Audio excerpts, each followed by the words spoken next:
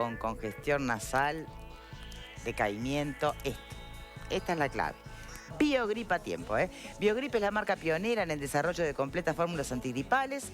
Tiene más de 20 años en Uruguay cuidándonos de la gripe, no sé si lo sabían. Consultá por sobres o comprimidos, con diferentes combinaciones de activos que alivian todos los síntomas de la gripe. Biogrip y chau gripe, mirá. Resfrío, malestar, congestión nasal, decaimiento. Tómate un Biogrip a tiempo. Pioneros en el desarrollo de completas fórmulas antigripales que alivian todos los síntomas de la gripe. Calma el dolor, baja la fiebre, reanima y descongestiona. Biogrip y chao gripe. Bueno, muy bien, cambiamos de tema y le damos la bienvenida a la senadora Carmen Sanguinetti por el Partido Colorado. Un placer que nos acompañe, es que además de estar ocupadísima desde que asume, desde que ingresa a la administración, al legislativo, entre Comisión de Salud, de Población, de Inclusión, Desarrollo. Bueno, además un proyecto que vamos a estar profundizando en instantes nada más, que tiene que ver con la reinserción laboral de los liberados. Además le ha tocado llevar en estos momentos, bueno, la carga de las explicaciones, del reacomodarse a partir de la salida de Talvi, ¿no? Gracias por acompañarnos hoy. Por favor, muchas gracias por la invitación. Me gustaría, para ir después de lleno a lo que es tu proyecto, empecemos por lo que hay que empezar, ¿te parece? Y ya después lo dejamos de lado. Me parece bárbaro. Bien, ¿por qué no? Porque hasta desde la propia interna colorada están apareciendo comentarios y maneras de interpretar la salida de Talvi. ¿Cuál es la tuya? Y bueno, la verdad es que es una decisión que tomó Ernesto, yo no he conversado con él todavía. Creo que de alguna manera, cuando él renuncia a la Cancillería, esto era una de las posibilidades que se planteaba, ¿no? ¿No fue la gran sorpresa para ti? Capaz que la sorpresa fue la renuncia a Cancillería, ¿no? En ese momento muchas personas pensaban que él iba a asumir su banca en el Senado enseguida y bueno, eso no sucedió. Él dijo de manera muy abierta que se iba a tomar un tiempo para reflexionar. Entonces yo creo que esto era una de las posibilidades que, bueno, si bien no la anticipábamos, fue lo que terminó sucediendo. Pensaba en uno de los comentarios que habías hecho en alguna entrevista, no me acuerdo cuál ahora, que como que toda tu vida de alguna manera había sido estar remando en océanos bravos, ¿no? Ahora estás ni con barquito, estás nadando en este momento. ¿Cómo se lleva en este momento? Hoy es el cumpleaños de una buena amiga que tiene una hija con síndrome de Down, que es bachiller, la primer bachiller uruguaya, y bueno, como era el cumpleaños, conversaba con ella y le decía, la verdad es que cuando a uno le tocan vivir a nivel personal cuestiones como fuertes, por supuesto que estas cosas a uno le afectan y para mí es todo muy nuevo, pero en definitiva... Pero no te descalabran. No te descalabran, la verdad es que no, la verdad que no.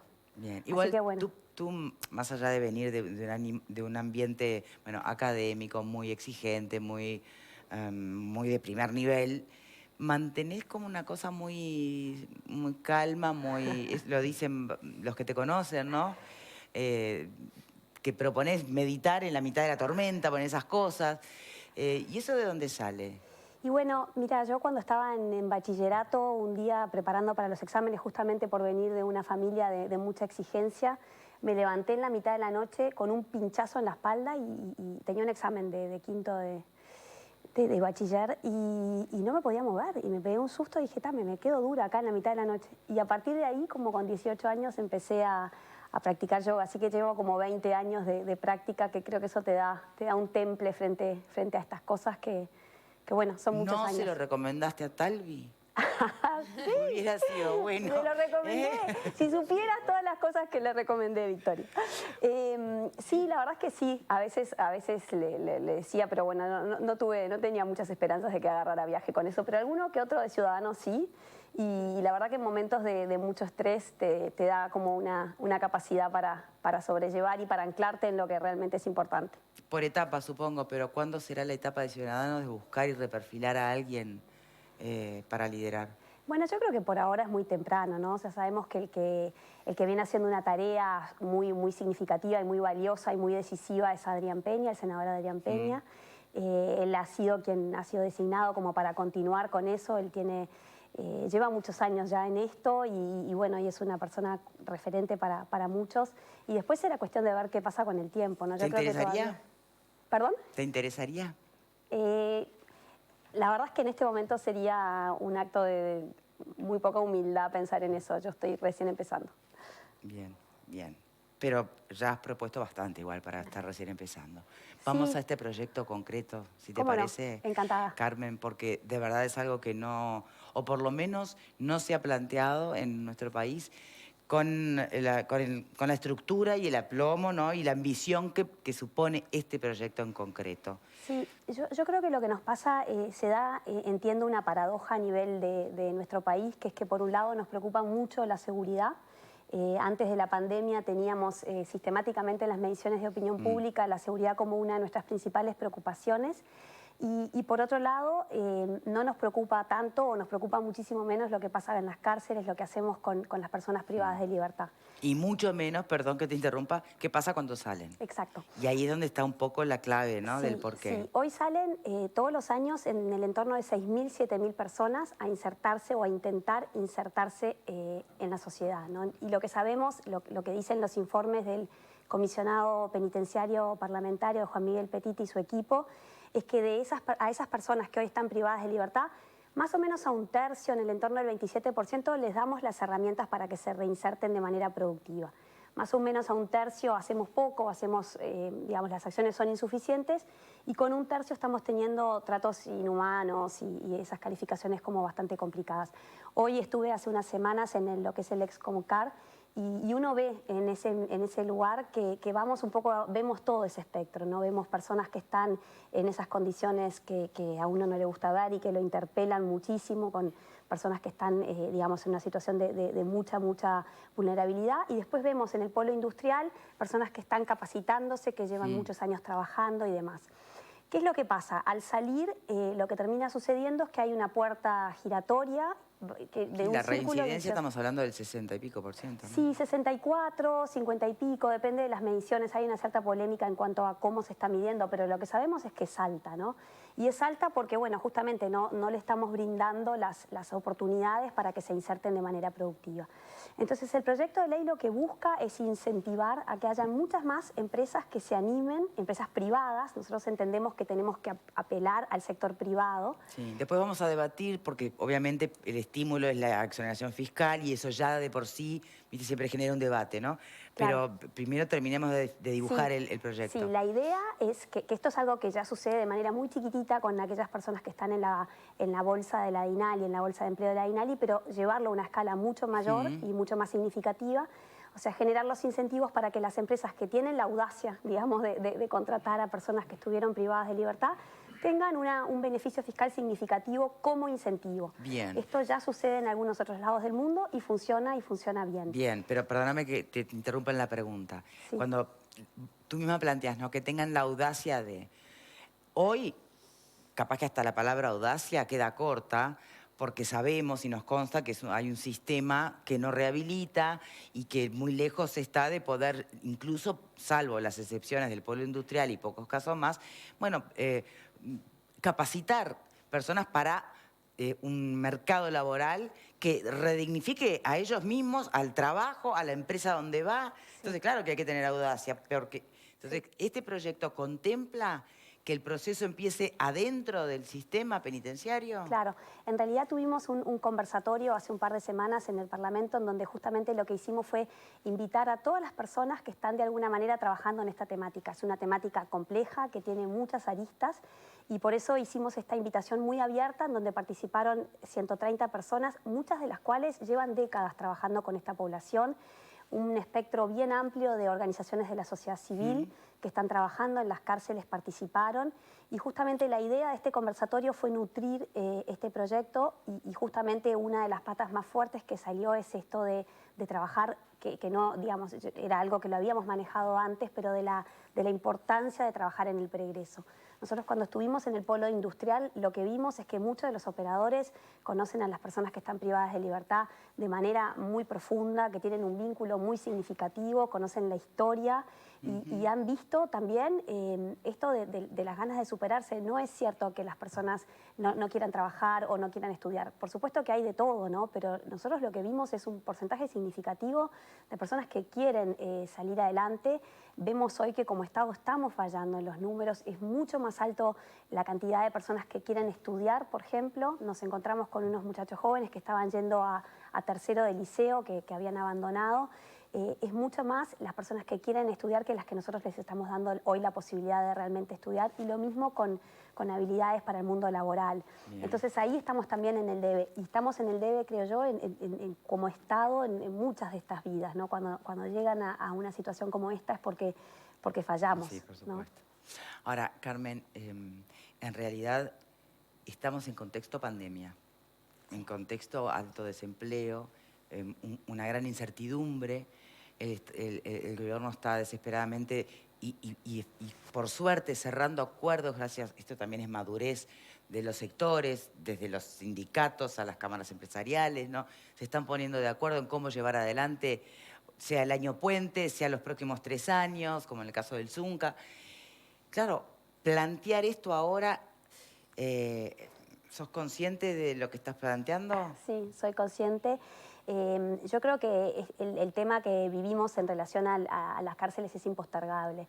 O sea, indudablemente cuando empecé a trabajar en esto estaba en agenda prepandemia, era una de los, así como el teletrabajo, que fue el proyecto de ley que presenté, esto era una de las áreas en donde yo quería trabajar y sentía que tenía para aportar. El contexto es adverso, pero es adverso para todo. Yo creo que no podemos seguir postergando estas cuestiones y bueno, esperemos que por suerte dentro de todo Uruguay viene bastante bien en el manejo de la pandemia a pesar de estas sacudones que hemos tenido y estos procesos también llevan tiempo.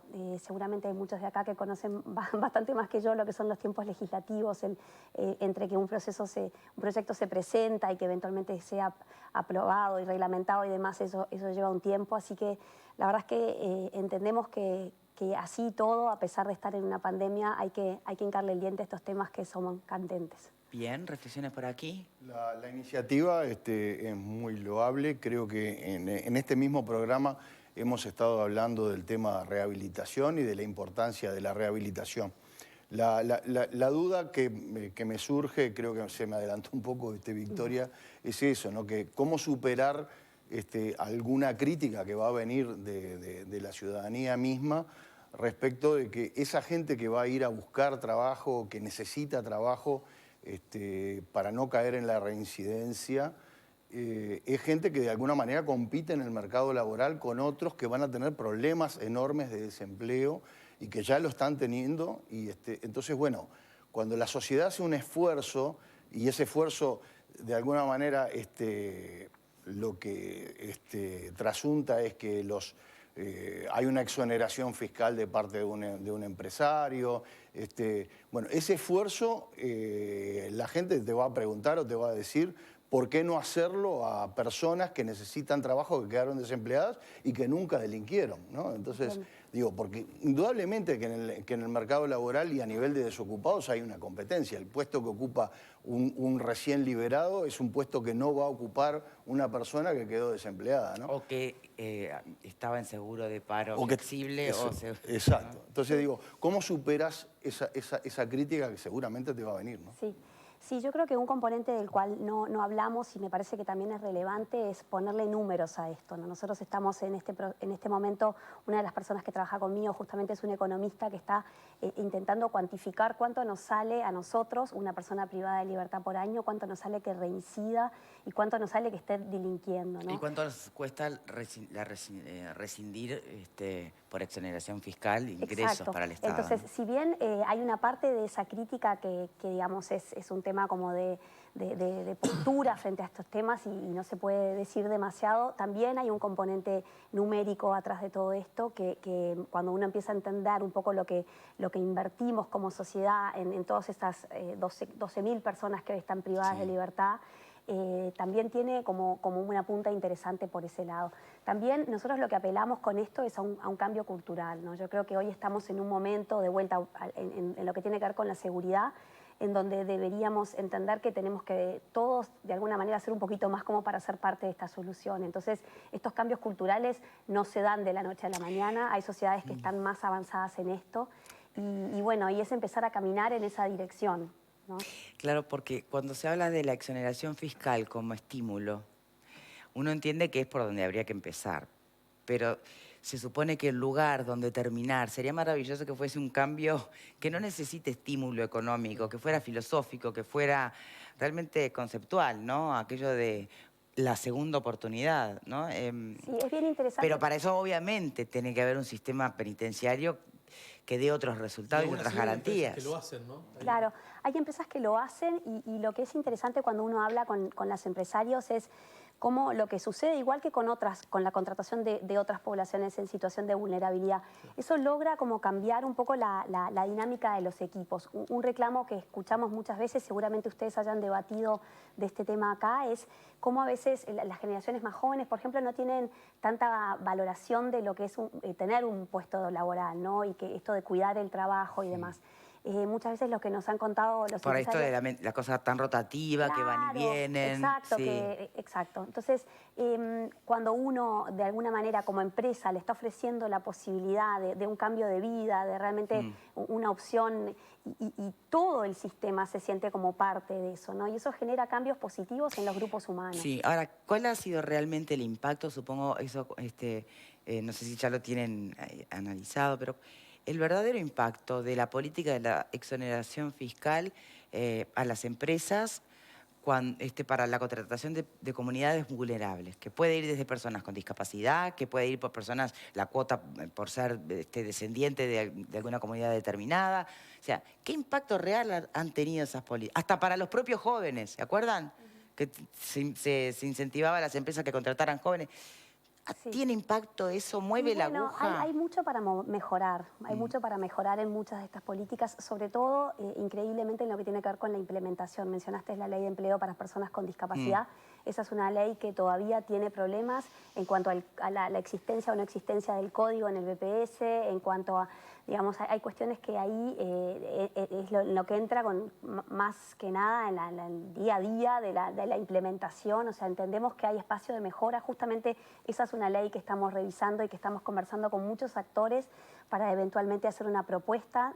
De hecho, se lo comenté al senador Andrade hace poco, que él es uno de quienes estuvo trabajando en esto, porque sí, bueno, pero eso tiene que ver con parte del diseño de la política pública, ¿no? De plantear determinadas leyes y después evaluar y después mejorar. Yo creo que hay mucho para mejorar y seguramente esta eventualmente también va a ser una ley que va a tener que irse ajustando, ¿no?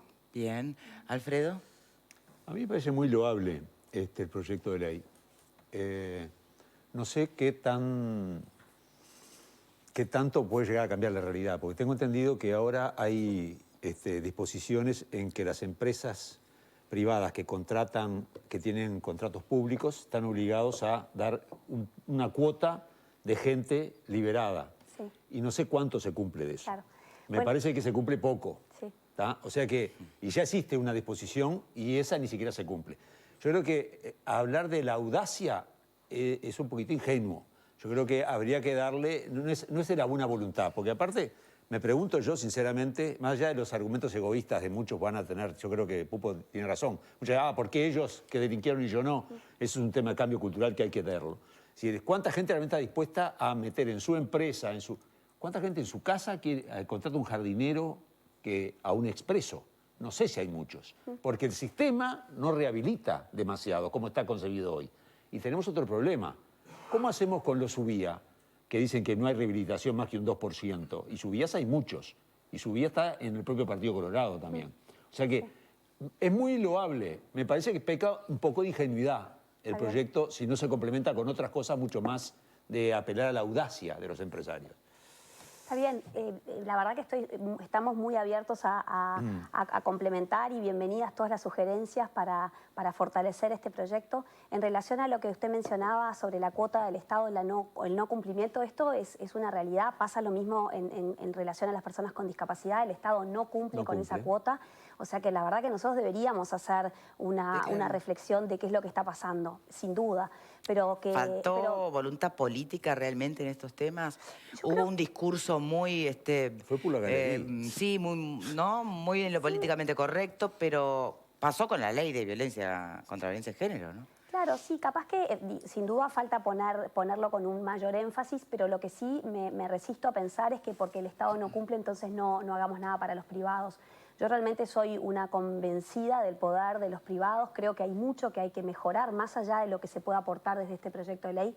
en lo que tiene que ver con lo productivo que pasa dentro de las cárceles. Hay ejemplos en la región muy significativos de emprendedurismo social adentro de las cárceles. En el penal de Mendoza hay un ejemplo muy lindo. O sea, realmente creo que el mundo avanza en esta línea y por el hecho de que algunas cosas no estén funcionando, no nos vamos a quedar cruzados de brazos. Emprendedurismo, perdón, faltan algunos panelistas a hablar, ¿no? Pinar, Vir, después me la guardo para el final si nadie lo toca. Virginia. Primero, bueno, decir que me parece muy bueno, sí, el proyecto, porque creo que trabaja con uno de los puntos, de tantos puntos que hay para trabajar, por supuesto, pero que tienen que ver con la rehabilitación, los índices de reincidencia y demás.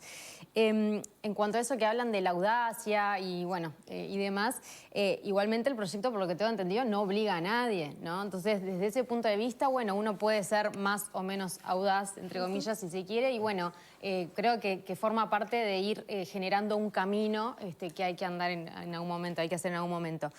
Mi pregunta, Victoria preguntaba por el tema del impacto, ¿no? O sea, este tipo de políticas o proyectos de ley, ¿qué impacto tienen en otros ámbitos que existen?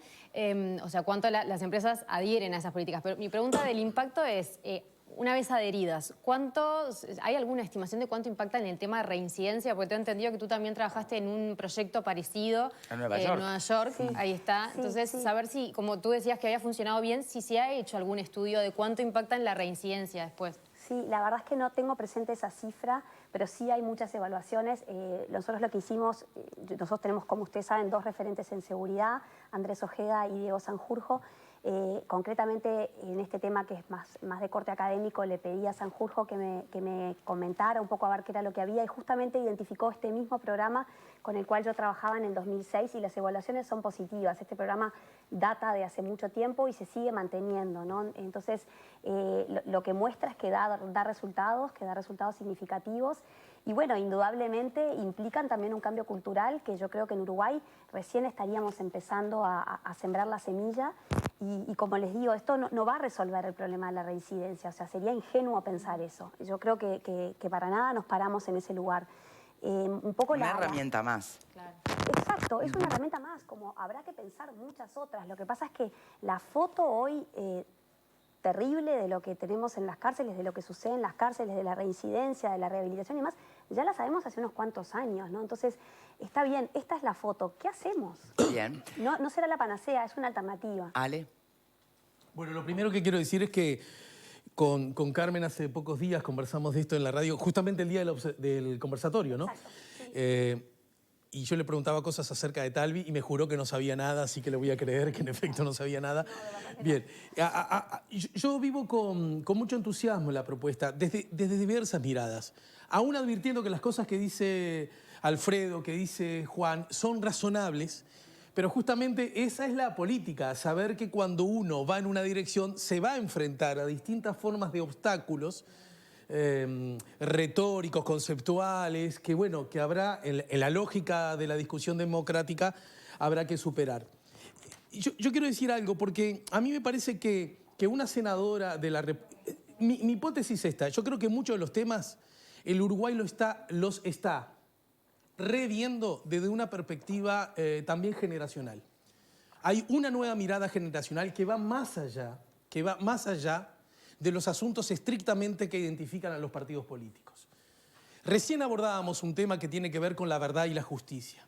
Lamentablemente en Uruguay se llegó a producir el absurdo más grande de los absurdos de suponer que si vos querías verdad y justicia y si querías descubrir el destino de los detenidos desaparecidos, se te asociaba a una cintilla política, un absurdo inadmisible, de locos en cualquier república, ¿no es cierto? Bueno, yo creo que hay algunos abordajes que nos propone Carmen, la senadora de la República, que también intentan, no sé si ese es su objetivo, romper ese lugar. Porque nos habíamos acostumbrado, absurdamente también, que si alguien hablaba de dignidad carcelaria, el día después, población, las personas que están en la cárcel y recuperan su libertad son población vulnerable. Si uno manejaba estos conceptos, era claramente, injustamente muchas veces, encasillado en una opción político-partidaria. Y ese es un gravísimo error que tenemos en el funcionamiento y en la construcción ciudadana republicana. Por eso a mí me parece que solo desde la perspectiva simbólica, que una senadora de la República traiga ese tema, en el cual hay, como lo insinuaba recién Alfredo también, lógicas en las internas y disputas también en la interna, lo que es bueno y es saludable, me parece que ya solo ese aspecto agranda el espectro de discutir y de pararnos de ese lugar más humanista. Por eso yo también celebro mucho la opción de dignificar el sistema carcelario que planteó el ministro Larrañaga, ni hablar que estoy muy identificado con lo que dice el doctor... Juan Miguel Petit. Juan Miguel Petit. Juan Miguel, sí, me salía el nombre pero no el apellido. Creo que ese es un lugar en el que necesariamente nos tenemos que poner todos y creo y estoy convencido que la cuestión generacional, en este caso una senadora joven, hace a una nueva mirada de los temas. Muy bien, reflexión final de nuestra invitada. Sí, yo creo que, a ver, yo asumí la banca en el Senado con más o menos 15 años de experiencia trabajando en temas sociales, ¿no? Entonces, lo que yo siento que puedo aportar es mi formación y mi experiencia trabajando en estos temas. La verdad es que me parece que es ahí desde donde puedo hacer una contribución y creo, como les digo, no le tengo miedo a encarar estos desafíos o estas críticas, porque creo que muchos de nuestros principales problemas como sociedad son justamente problemas sociales que, desde mi perspectiva, han sido bastante postergados y que, bueno, que necesitamos tener miradas diferentes y abordajes diferentes. ¿Tenés fe a derribar la barrera del esto no se puede o acá no se puede o siempre se hizo así? Sí, la verdad que sí, me tengo fe. Nos encanta escuchar eso. Senadora, un placer y muchísimas gracias por habernos acompañado en este tramo del programa. Vamos a hacer una pausa. Antes les recuerdo que estamos casi a fines de julio. Impresionante, ñoquis hoy. Y con él se va la promo del 2x1 en cristales multifocales. Vayan, pasen hoy si todavía no fueron. Y además se pueden llevar los descuentos hasta el 70% en los lentes de sol de la colección 2020. Donde, bueno, estamos hablando de la óptica Estela Hinchuk en cualquiera de sus 7 locales, los que tienen Montevideo y Punta del Este. Estela Hinchuk, 20 años al servicio de la salud visual. Pausa y ya venimos.